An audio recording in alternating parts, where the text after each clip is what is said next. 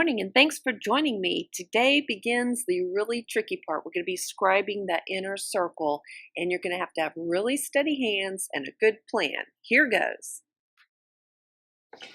All right, at this point I have all three with their circle drawn. So the next trick is going to be for you to turn off your wood burner and make sure it's far, far away. And if you don't have a wood burner, you could just paint a really dark line. So then the next thing is you could either by hand do your second line. This feels like a little bump right there. I think I'm going to straighten that out. Just looked like a spot where the curve fell in just a little bit, which might have been when I took a breath or something like that. So now we've got to figure out how thick do you want this, and a really good way for you to go all the way around at exactly the same distance. And sometimes I've done this where I line up something on my pencil like that. That's one way to do it. And this would be, I'm just lining up that part of the clothespin with my eye. That's an easy way to do it.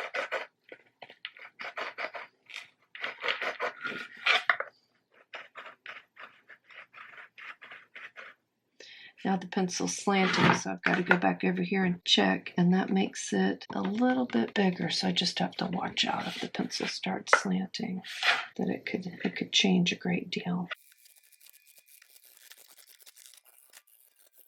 So this is not going to be perfectly circular.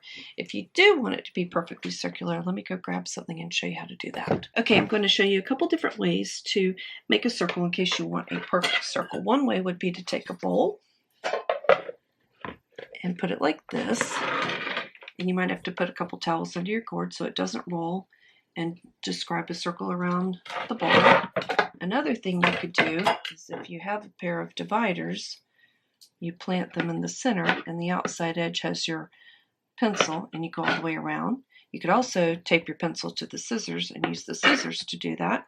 The other thing you could do is if you have a device like this that has a point, stick it in there and then use it to describe your circle.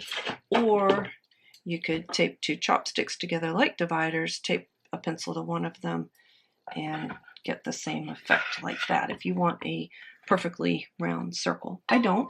I want it to follow the shape of the gourd, and the gourd's a little fatter on this side than that side, so I want this circle a little bit fatter over here. You have your second circle drawn. You have mastered, or at least completed, the next to last really difficult chore. The next one is going to be a tough one also. Coming up is burning that inner circle, which is so much more critical than burning the outer circle because we have to keep them equidistant and it's got to really match that outer circle. So thank you so much for watching. I hope you found this useful and join me in the 6th on burning that inner circle. Bye.